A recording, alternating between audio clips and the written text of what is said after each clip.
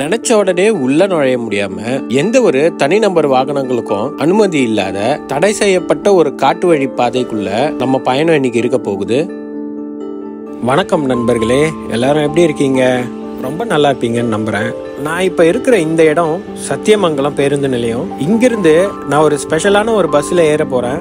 நம்ம சேனல்ல எப்பவுமே சுவாரஸ்யமான புதுமையான இயற்கை சார்ந்த வனவிலங்குகள் சார்ந்த சுற்றுலா சார்ந்த வீடியோக்களை பார்த்துட்டு இருக்கோம். அந்த வரிசையில இன்னைக்கு ரொம்பவே ஸ்பெஷலான ஒரு பயணத்தை பத்தி சொல்ல போறேன். இது வெறும் பஸ் பயணம் மட்டும் இல்ல, இது ஒரு அனுபவம். தமிழ்நாட்டிலேயே ஒரு சில பேருந்துங்களுக்கு மட்டுமே அனுமதி இருக்கிற ஒரு அரிய அடர்ந்த வனப்பகுதிக்குள்ளதான் இன்னைக்கு நம்ம பயணம் இருக்க போது. வாங்க வீடியோக்குள்ள போகலாம். முக்கியமான ஒரு விஷயம், இதுவரைக்கும் நீங்க என்னோட சேனலை சப்ஸ்கிரைப் பண்ணலைன்னா உடனே பண்ணிடுங்க. என்னுடைய ஒவ்வொரு வீடியோவும் நான் ஹார்ட் ஒர்க் பண்ணி தான் உங்ககிட்ட பிரசன்ட் பண்றேன். இப்ப வாங்க நாம இந்த ட்ரிப் வீடியோக்குள்ள போகலாம். வணக்கம், வந்தனம் and welcome to my channel have rhythm explore.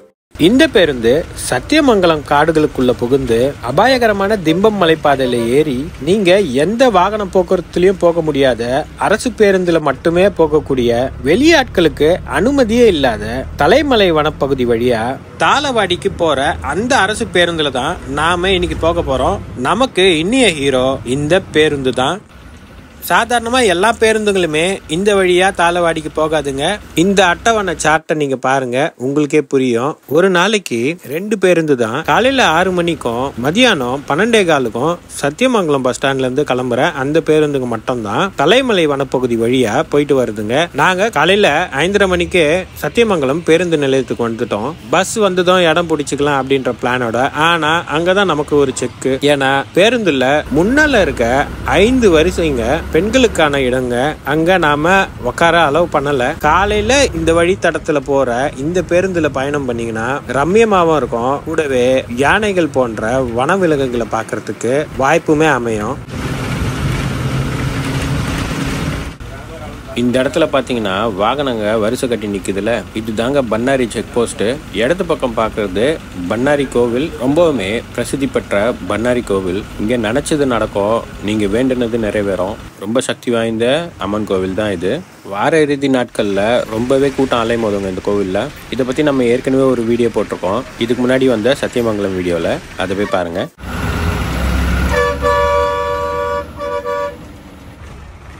இந்த பண்ணாரி மலைப்பாதை இல்லைன்னா திம்பம் மலைப்பாதை இருக்குல்ல, ராத்திரி 9 மணிக்கு மேலே எந்த வண்டிங்களுமே அலோவ் பண்ண மாட்டாங்க.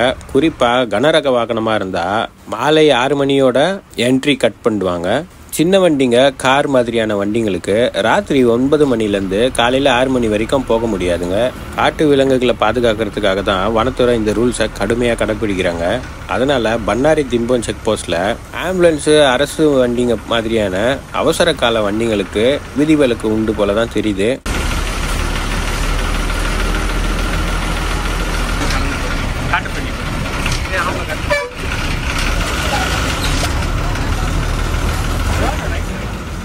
சத்தியமங்கலம் ரிசர்வ்க்குள்ள கிராமங்க இருக்கு. அந்த கிராமங்களை சேர்ந்த உள்ளூர் ஆட்களுக்கு சிறப்பு அனுமதி இருந்தால் மட்டும்தான் செக் போஸ்ட் மூடின டைமுக்கு அப்புறம் இந்த வழியா போகிற பர்மிஷன் உண்டுங்க. ஏன்னா ராத்திரி நேரங்களில் விலங்குகளோட பாதுகாப்பு ரொம்பவே முக்கியம். விலங்குங்க ரோட்டை கடக்கும் போது இதுக்கு முன்னாடி வண்டி மோதி நிறைய விபத்து ஏற்பட்டிருக்கு. இது போலலாம் நடக்கிறத தடுக்கிறதுக்காக தான் இந்த ரூல். முன்னெல்லாம் 24 மணி நேரமும் ஓப்பனில் இருக்கும். மைசூருக்கு போகிறதுக்கு இது ரொம்பவே முக்கியமான சாலை. பட் இப்போ அந்த ரூலுக்கு அப்புறம் இந்த ரெஸ்ட்ரிக்ஷனை கடைபிடிச்சிட்டு வந்துட்டு இருக்காங்க. சென்னை உயர்நீதிமன்றம் கொடுத்த உத்தரவுப்படி இந்த தடை அமலுக்கு வந்துச்சு. அதனால இந்த வழியாக போகிற பிளான் உங்களுக்கு இருந்ததுன்னா ராத்திரியில் இந்த பக்கம் போக முடியாது, அதை தெரிஞ்சுக்கோங்க.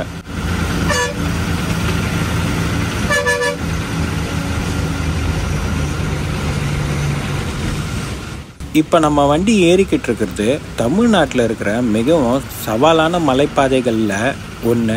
சத்தியமங்கலம் புலிகள் காப்பகத்தோட இதயம்னே சொல்லணும். பண்ணாரியை தாண்டி திம்பம் மலைப்பாதை பகுதிக்குள்ள நுழைஞ்சிட்டோம்.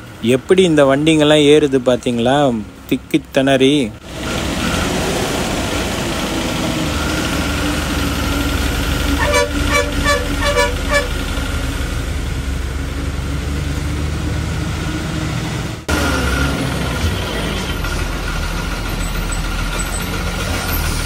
நம்ம கண்ணு முன்னாடி இருக்கிறது வெறும் ரோடு இல்லைங்க, சாகசத்தோட ஆரம்பம், அட்வென்ச்சர்னு தான் சொல்லணும். பாருங்க எப்படி செங்குத்தா போகுதுன்னு. இந்த ரோடு முழுக்க மொத்தமா 27 கொண்டை ஊசி வளைவுகள் இருக்குங்க. இந்த ஒவ்வொரு வளைவும் இந்த வழியா ரெகுலரா போயிட்டு வர டிரைவருங்களுக்கு கூட பெரிய சவால் தாங்க. நான் ஏற்கனவே இந்த வழியா போயிருக்கேன் கார்ல. அப்ப கார் டிரைவ் பண்ணும் போது ஒரு த்ரில் இருந்தது. அதை விட பல மடங்கு த்ரில் இந்த பஸ்ல வரும்போது கிடைச்சதுங்க. குறிப்பா சொல்லணும்னா ஏறும் போது இருந்ததை விட இறங்கும் போது இருந்த அந்த ஒரு ஃபீலு, அப்பா அட்வென்ச்சர்னு சொல்றது அதை சொல்லலாங்க. ஒரு ரோலர் கோஸ்டர் ரைடு தான். முன்பக்கம் இருக்கையில நம்ம உக்காந்தோன்னு வச்சுக்கோங்களேன், ஒவ்வொரு ஹேர்பின் பெண்ட்லயும் நாம அந்தரத்துல ரோட்டுக்கு விட்டு வெளியில போயிட்டு வருவோங்க. அது மாதிரி ஒரு எக்ஸ்பீரியன்ஸ் வாழ்நாள்ல நான் அனுபவிச்சது உண்டான்னு எனக்கே தெரியல.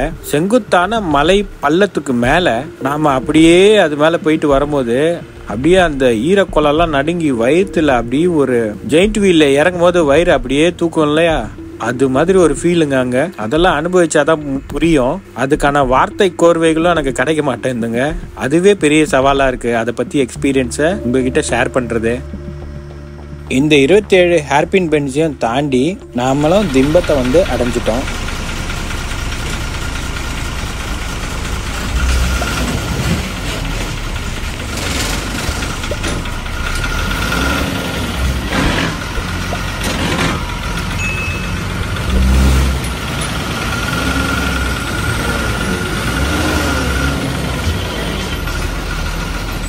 இந்த பாதை முழுக்க சிறுத்தைகள் நடமாடும் பகுதி போர்டுங்க அங்கங்க வச்சிருப்பாங்க.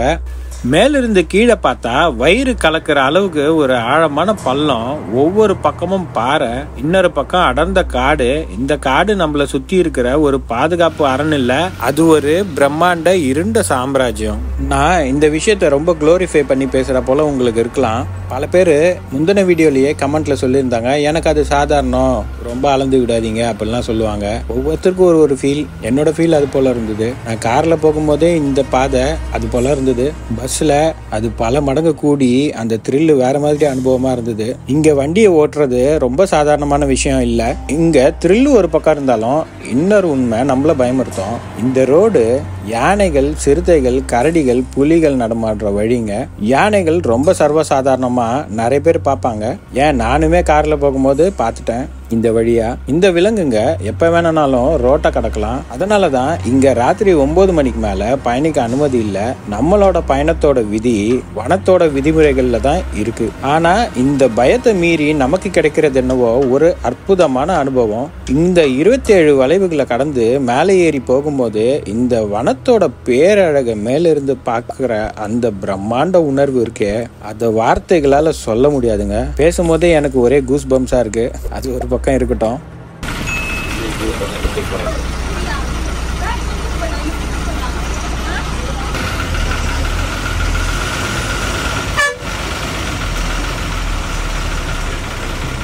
நாம எந்த ஒரு சிறப்பான பயண அனுபவத்துக்காக காத்துட்டு இருந்தோமோ அந்த அனுபவம் நமக்கு இப்போ கிடைக்குது. நாம திம்பம் வனச்சோதனை சாவடியை தாண்டி அந்த யாருமே பெருசா தெரிஞ்சுக்காத தலைமலை வனப்பகுதி சாலையில நுழையிறோம். கரெக்டா சொல்லணும்னா திம்பம் ஏறின உடனே நாம இடது பக்கமா திரும்புறா போல இருக்கும். அங்கவே ஒரு பேருந்து நிலையமே இருக்கு செக் போஸ்ட் பக்கத்திலேயே, இந்த பேருந்து பயணத்துல போறவங்களுக்காக.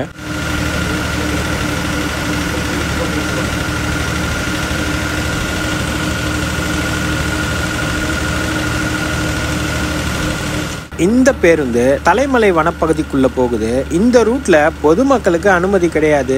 இந்த அரசாங்க பேருந்தை தவிர வேற எந்த தனிநபர் வாகனங்களுக்கும் இருசக்கர வாகனங்களுக்கு கூட அனுமதி கிடையாது. இப்படி ஒரு பாதை இருக்கிறதே நிறைய பேருக்கு தெரியாது. தெரிஞ்சா ஆச்சரியப்படுவீங்க. இது ஒரு பாதுகாக்கப்பட்ட வனப்பகுதி. இங்க அதிக அளவிலான வனவிலங்குகள் வாழறதுனால வனத்துறை இந்த பாதையை கடுமையான பாதுகாப்புல வச்சிருக்காங்க. இந்த பஸ்ஸையும் பயணிகளோட பாதுகாப்புக்காக பல கட்டுப்பாடுகள் இருக்கு.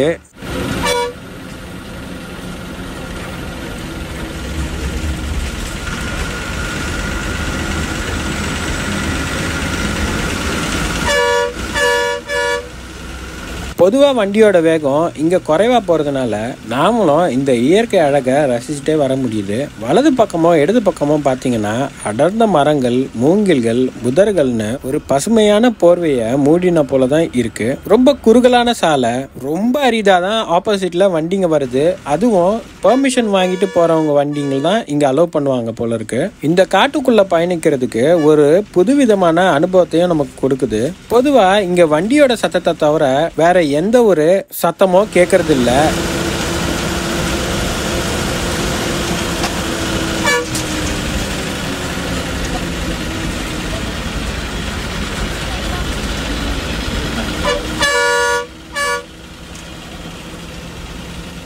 இந்த காட்டுக்குள்ள ஒரு விதமான அமைதி தென்படுதுங்க. காலையில உள்ள நுழைஞ்சதுனால பனி கலந்த ஒரு குளிர்ந்த காற்று, இதுவே செம்மையான ஒரு அனுபவமா இருந்தது. இந்த வழியில ஒவ்வொரு முறையும் வனத்துறையினரோட சோதனை சாவடியில இந்த பஸ்ஸை நிப்பாட்டி எடுக்கும்போது ஒரு விதமான ஒரு உள்ளுணர்வு, ரொம்ப செக்யூர்டா இருக்கிறதுனால இந்த பயணத்தோட ஒரு முக்கியத்துவமோ பாதுகாப்பும் நமக்கு தெளிவா இந்த விஷயங்கள் காட்டுது. கொஞ்சம் கொஞ்சமா தலைமலை காடுகளை தாண்டி மக்கள் வசிக்கிற சின்ன சின்ன ஊருங்க உள்ளவே இருக்கு. இந்த ஒவ்வொரு சின்ன கிராமங்களையும் இந்த பேருந்து சேவை போய் அடைஞ்சு மக்கள் இந்த சேவையை உபயோகிச்சு பயன்பெறாங்க.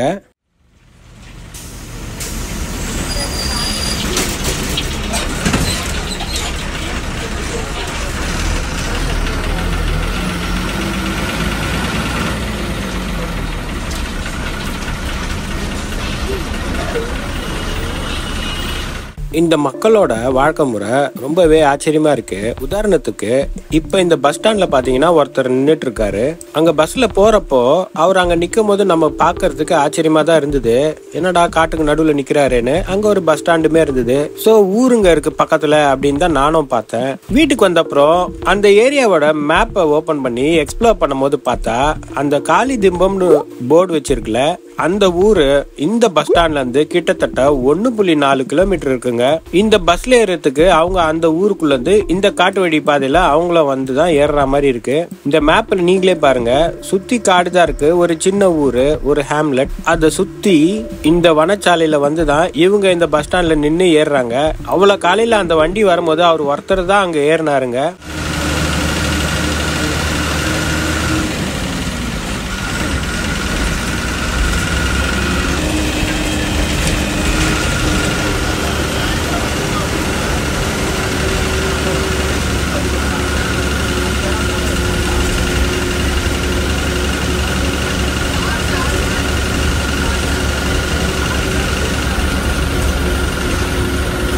நாங்க அதிகாலையில உள்ள நுழைஞ்சவங்க நிறைய யானையோட சாணங்களை பார்க்க முடிஞ்சது. இந்த பகுதியில யானைகள், மான்கள், காட்டு மாடுகள், சிறுத்தைகள், புலிகளை கூட இந்த பேருந்து பயணத்துல பார்த்திருக்கிறதா சொல்றாங்க. யானைகளை ரொம்ப சர்வசாதாரணமா அடிக்கடி பார்ப்பாங்களாம். இது போல விலங்குங்க இந்த பேருந்து பயணத்திலேயே பல தடவை தென்பட்டு இருக்கு.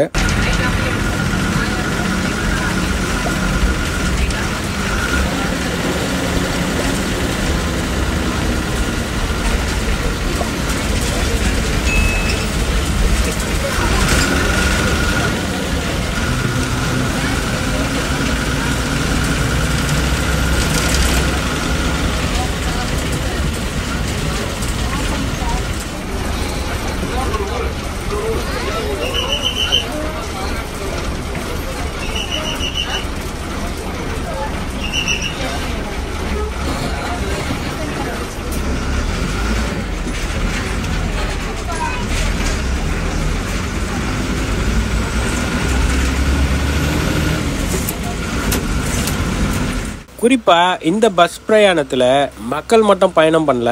இந்த ஊர்களுக்கு தேவையான அத்தியாவசிய பொருள்களும், கடைகளுக்கு விற்கப்படுற மளிகை சாமான், உப்பு, இது போல பொருள் எல்லாமே இந்த மாதிரி பஸ்ஸுங்கள்ல தான் எடுத்துட்டு வராங்க. இதெல்லாம் பார்க்கும்போது கொஞ்சம் ஆச்சரியமா தான் இருந்தது.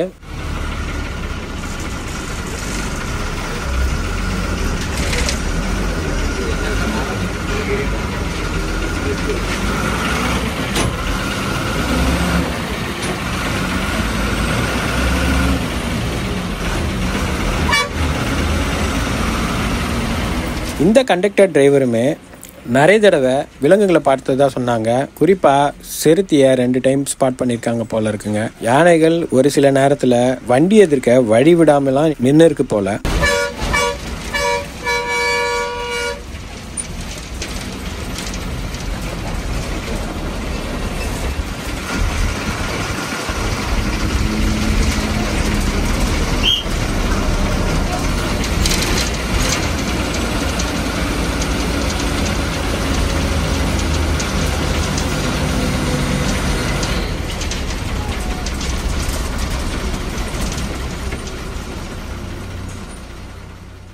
நண்பர்களே, இப்ப நாம பயணிச்சிட்டு இருக்க இந்த சத்தியமங்கலம் காடு தமிழ்நாட்டோட வரலாற்றோட பிரிக்க முடியாத ஒரு அங்கம். நாம கடந்து போற இந்த தலைமலை தாளவாடி பகுதிகளில் ஒரு காலத்துல அரசாங்கத்துக்கும் சில தனி மனிதர்களுக்கும் சிம்ம சொப்பனமா இருந்த சந்தன கடத்தல் மன்னன் கோசே முனுசாமி வீரப்ப கவுண்டரோட கோட்டைனே சொல்லணும். பரவலா ரெக்கார்ட்ஸ்ல அவரை வீரப்பன்னு தான் மென்ஷன் பண்ணுவாங்க. சுமார் 6000 சதுர கிலோமீட்டருக்கு மேல தமிழ்நாடு, கர்நாடகா, கேரளா இந்த 3 ஸ்டேட்லயும் பரவி இருக்கிற அடர்ந்த வனப்பகுதிகள் தான் அவரோட உலகம். ஒரு சாதாரண ஆளா அவர் இந்த காட்டுக்குள்ள நுழைஞ்சாலும் இந்த வனத்தோட ஒவ்வொரு பாதையும் ஒவ்வொரு செடி கொடியும் அவருக்கு அத்துப்படி.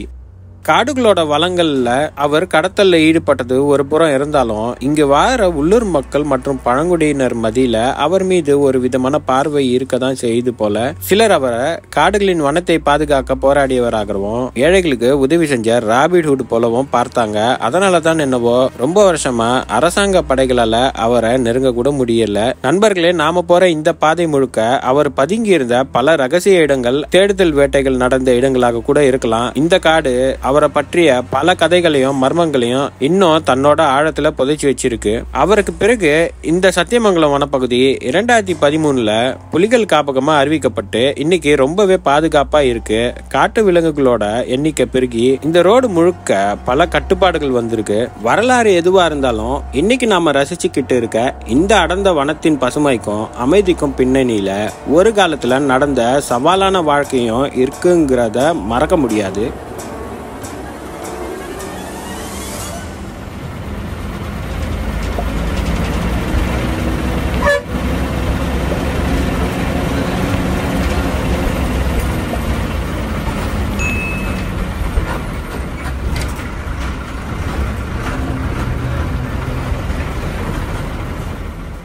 இந்த காட்டு வழியா இப்படி ஒரு பேருந்து சேவை ரொம்ப அவசியமானு கேட்டீங்கன்னா கண்டிப்பா அவசியம்தான். சொல்லணும்னா திம்பத்துல இருந்து தாளவாடிக்கு நேரடியா போற மற்ற பேருந்துங்கள்லாம் 30 கிலோமீட்டர் பயணம் பண்ணாலே போதும். ஆனா இந்த தலைமலை வனப்பகுதி வழியா போற இந்த பேருந்து 43 கிலோமீட்டர் பயணம் பண்ணோம். இது ஈஸி தானே, நீங்க அந்த யூஷுவல் ரூட்லயே போலாமே அப்படின்னு கேட்கலாம். ஆனா தலைமலை வனப்பகுதிக்குள்ள ஏகப்பட்ட மலை கிராமங்கள் இருக்கு. இந்த மலை கிராமங்களை ஆக்சஸ் பண்ணணும்னா அந்த ஊர் மக்களே கூட சுத்தி தான் வரணும். அவங்களுக்கு தலைமலை வனப்பகுதி வழியா அலோவ் பண்ண மாட்டாங்க. காலையில பள்ளிக்கு போறவங்க மற்ற அத்தியாவசிய பொருட்கள் எல்லாம் இந்த பேருந்தை நம்பிதான் இருக்கு. உதாரணத்துக்கு திம்பத்துல இருந்து காலி திம்பம் போற சுருக்கமான பாதை 20 கிலோமீட்டர் கூட கிடையாது. நாம சொந்த வாகனத்துல போகணும்னா 70 கிலோமீட்டர் சுத்திட்டு தான் வரணுங்க. திம்பத்துல இருந்து ஹசனூர் போய், ஹாசனூர்ல இருந்து பூஞ்சூர் போய், பூஞ்சூர்ல இருந்து தாளவாடி போய், தாளவாடியில இருந்து சுத்திட்டு தான் வரணும். இந்த ஒரு இடையூறை குறைக்கிறதுக்காக தான் இந்த அரசு பேருந்து சேவை ரொம்பவே பயனுள்ளதா இருக்கு இந்த கிராம மக்களுக்கு.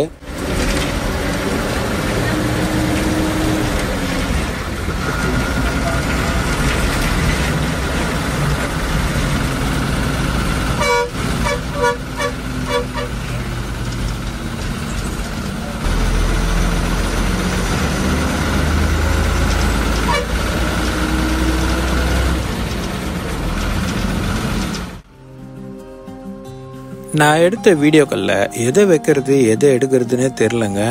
ஒவ்வொரு ஃப்ரேமுமே அழகா இருக்கிற மாதிரி தான் தெரியுது. நேர்ல இன்னும் அழகா இருந்தோம்.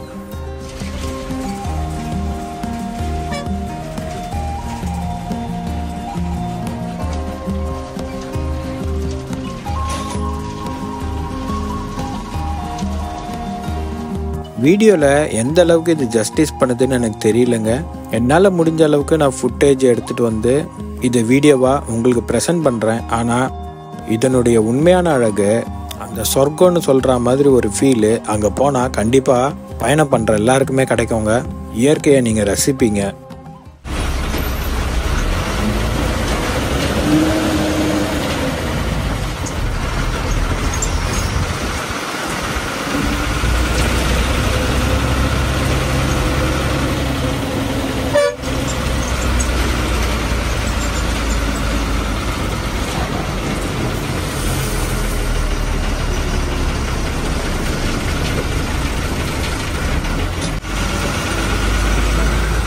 என்னது மானா நினைக்கிறேன்.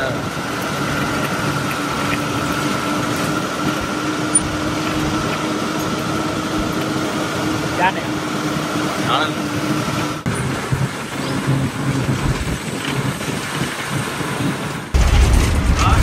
என்னடா எந்த விலங்குகளையுமே பார்க்க முடியலையே, ஒரு யானை கூட இல்லையே, யானை சாணம் மட்டும் நிறைய இருக்குன்னு நினச்சிட்டே போயிட்டு இருந்தேன். ஒரு யானை நின்று இருந்துருக்குங்க. அதை என் தம்பி படம் பிடிச்சிருந்தாரு. அவர் எனக்கு வாட்ஸ்அப்பில் அதை எனக்கு அமுச்சு வைக்கவோ, அதோட குவாலிட்டி கொஞ்சம் கம்ப்ரஸ் ஆகி தான் இருந்தது. அந்த ஃபுட்டேஜுமே இங்கே அட்டாச் பண்ணுறேன். இந்த சைட்டு எனக்கு கிடைக்கல, அதை நான் மிஸ் பண்ணிட்டேன். ஆனால் திரும்பி அதே வழியாக தான் நான் ரிட்டர்ன் வந்தேன். அப்போ எனக்கு கிடைச்சிது ஒரு யானை கூட்டம். ஆனால் வண்டி வேகமாக வந்துட்டு இருந்ததுனால என்னால் அதை படம் எடுக்க முடியல.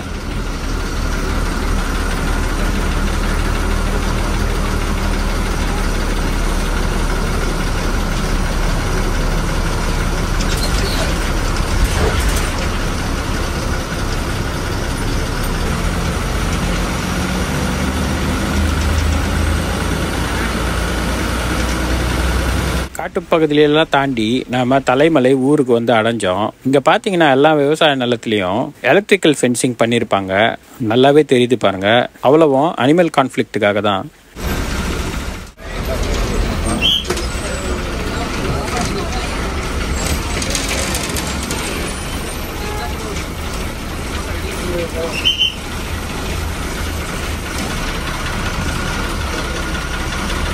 நடிகர் ராஜ்குமாரை தமிழ்நாட்டில் உள்ள அவருடைய பண்ணை வீட்டில இருந்து தான் வீரப்பன் கடத்தினாரு. இந்த இடம் எங்க இருக்குன்னு பாத்தீங்கன்னா தாளவாடி பகுதிக்கு மிகவும் நெருக்கமான ஒரு இடம் தான். துல்லியமா சொல்லணும்னா தொட்டகாஜனூர் அப்படிங்கிற இந்த ஊருக்குள்ளதான் அவருடைய பண்ணை வீடு இருக்கு. இந்த கிராமம் தமிழ்நாடு கர்நாடகா எல்லைக்கு மிகவும் அருகில இருக்கு. அடர்ந்த சத்தியமங்கலம் வனப்பகுதியின் விளிம்புல அமைஞ்சிருக்கு. ராஜ்குமார் அவர்கள் தனது புதிதாக கட்டப்பட்ட பண்ணை வீட்டுக்கு போயிருந்தப்போ இரவு 9:30 மணி அளவுல அவரை தன் கூட்டாளிங்களோட துப்பாக்கி ஏந்தி சென்று கடத்திட்டாரு. கிட்டத்தட்ட 108 நாள் வனத்திலேயே அவரை வச்சிருந்து விடுவிச்சாரு. இது போல சின்ன சின்ன கிராமங்களுக்குள்ள இந்த பேருந்து வழியா போய் கடைசியா நாம கடைசி செக் போஸ்டையும் தாண்டி தாளவாடியை போய் ரீச் பண்ணோம். இந்த ஒவ்வொரு சின்ன கிராமங்கள்லயும் விவசாய நிலங்கள் தென்படுது.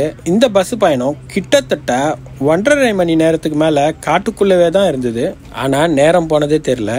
நாம தாளவாடியை வந்து அடைஞ்சிட்டோம். இந்த சிறிய நகரம் தமிழ்நாட்டுக்கும் கர்நாடகாவுக்கும் இடையில ஒரு எல்லை பகுதி. இங்கேயும் விவசாயம் தான் ரொம்ப பிரதான தொழில். தாளவாடி பேருந்து நிலையத்தில் வண்டிக்கு ஒரு 20 நிமிஷம் பிரேக் விட்டாங்க. பக்கத்துலேயே இருந்த ஒரு தள்ளுவண்டி கடையில் பிரேக்ஃபாஸ்ட்டை முடிச்சுட்டு ஒரு டீ சாப்பிட்டாங்க. உண்மையிலேயே பிரேக்ஃபாஸ்ட்டும் டீயும் நல்லாவே இருந்தது. ஆரம்பத்தில் டிரைவரும் கண்டக்டரும் அவ்வளோ ஒன்றும் நமக்கு ரெஸ்பான்சிவாக இல்லை. காலையில் 5:30 மணிக்கு நான் போய் வண்டி வந்த உடனே ஃப்ரண்ட் இருக்கையில் உட்கார பர்மிஷன் கேட்டேன். அதுக்கே மூஞ்சால் அடித்த போல் அங்கெல்லாம் உட்காரக்கூடாதுங்க அப்படின்னு சொல்லிட்டாங்க. அதுக்கப்புறம் வண்டி கிளம்புன அப்புறம் வண்டி காலியாக இருக்கும். நான் அப்படி இப்படின்னு கொஞ்சம் முன்னே உட்காந்து பின்ன உட்காந்து அப்படி இப்படின்னு வச்சு அட்ஜஸ்ட் பண்ணி வீடியோவை எடுத்து முடிச்சுட்டாங்க. தாளவாடி பஸ் ஸ்டாண்டில் நிற்கும் போது கண்டக்டர் பின்னாடி ஏதோ இந்த ஒரு பூச்சி ஏறிச்சு. அதை நான் தான் அவர்கிட்ட சொல்லி அந்த பூச்சை தட்டி விட்டேன். அப்போ தான் கொஞ்சமாக பேசினாருங்க. அப்போ தான் நமக்கு சில இன்ஃபர்மேஷன்லாம் சொன்னார். அதெல்லாம் ஆல்ரெடி வீடியோவில் ஷேர் பண்ணியிருப்பேன். காட்டில் ஏறி இருக்குமோ தெரியல.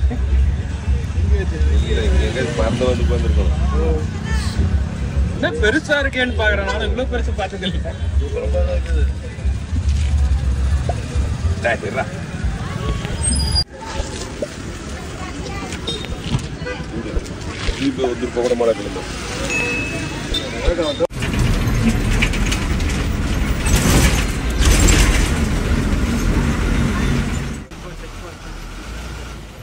அதுக்கப்புறம் ரிட்டர்ன் இதே ரூட்ல தான் நாங்களும் இறங்கணும்.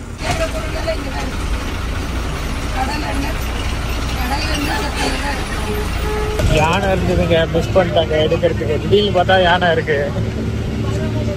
3 யானைங்க, 2 பெருசு ஒரு குட்டி.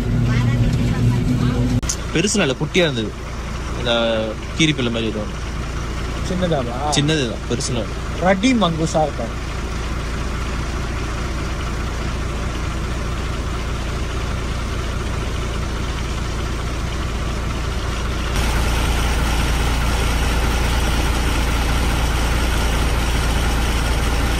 எத்தனை வண்டி வருது?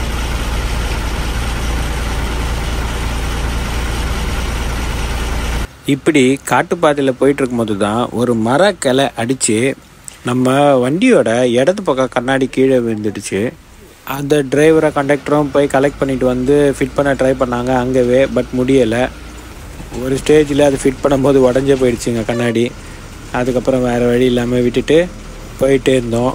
ஆனால் ஒரு விஷயம் இந்த டிரைவர் கண்டக்டரை பாராட்டி ஆகணுங்க. வழியில் 1-2 இடத்துல கிளைங்க ரொம்ப நீட்டிட்டு இருந்தது, பேருந்துக்கு இடையூறா. அது போல் கிளைங்களை ஐடென்டிஃபை பண்ணி அதை வெட்டியும் எடுத்துக்கிட்டாங்க. ஸோ இந்த மாதிரி சர்வீஸுமே அவங்க பண்ண வேண்டியதாக இருந்தது. ஏன்னா திரும்பி வண்டி வரும்போது இது போல் எந்த சேதாரமும் நடக்கூடாதுங்கிறதுக்காக. அந்த ஒரு விஷயம் கண்டிப்பாக பாராட்டத்தக்கது தான்.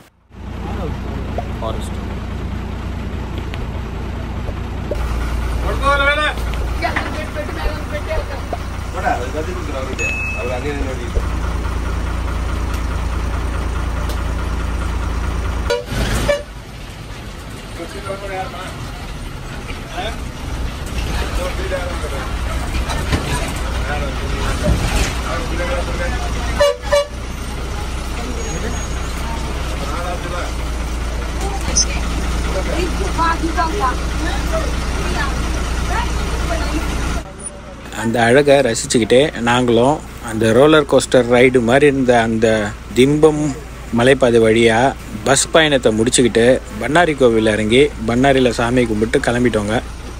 பஸ் பயண விரும்பிகளுக்காக இந்த ஒரு செக்ஷன் நான் எந்த ஒரு பின்னணி இசையும் சேர்க்காம, எந்த வாய்ஸ் ஓவரை கொடுக்காம, அப்படியே ரியலாக அந்த பேருந்து சவுண்டோடவே அப்படியே விட்டுறேன். கொஞ்ச நேரம் அதை பாருங்கள். அந்த மெர்சலாக்குற திம்பம் ரோட்டில் இந்த டிரைவர் அண்ணா அப்படியே வலிச்சு ஓட்டுறாரு பாருங்கள். பார்க்கவே ஒரு மாதிரி சூப்பராக இருக்கும். திம்பத்தில் அந்த இறக்கத்தில் வண்டி சும்மா சரன்னு வருதுங்க.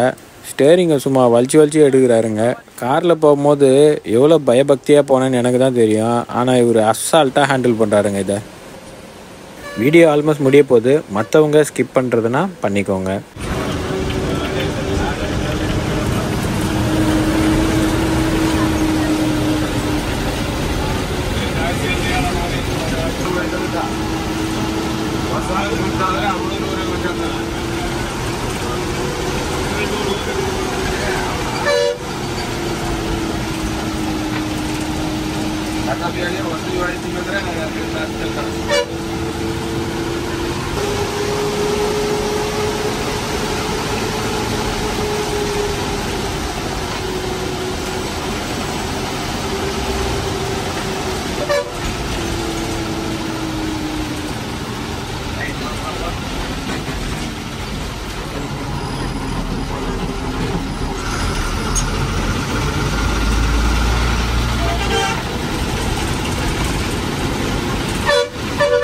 ரைட்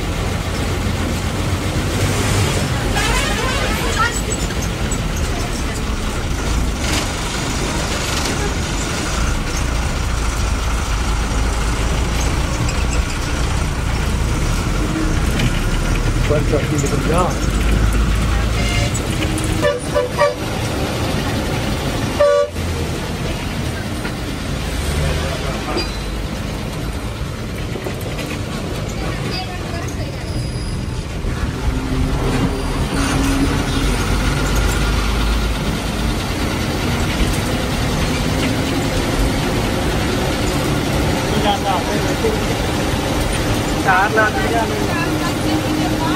வீடியோ எடுக்கிறாங்க.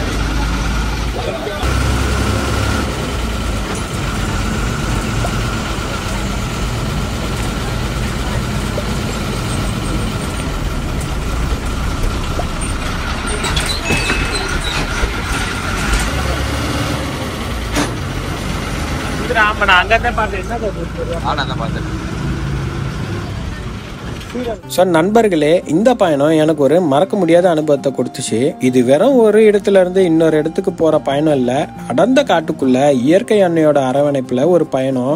இந்த பேருந்தோட அழக சோசியல் மீடியால பார்த்துட்டு நிறைய பேர் இந்த எக்ஸ்பீரியன்ஸை கெயின் பண்ணதுக்காக கூட வராங்க. இது போல புதுமையான சுவாரஸ்யமான பயணங்கள் உங்களுக்கு பிடிச்சிருந்தா நம்ம சேனலை சப்ஸ்கிரைப் பண்ணுங்க. இந்த வீடியோ உங்களுக்கு பிடிச்சிருந்தா லைக் பண்ணுங்க, கமெண்ட் பண்ணுங்க, உங்க நண்பர்களுக்கும் ஷேர் பண்ணுங்க. மீண்டும் ஒரு அரிய பயணத்தோட உங்களை வந்து சந்திக்கிறேன். Until then, it's a bye from How Rhythm Explore. நன்றி, வணக்கம், தேங்க்யூ.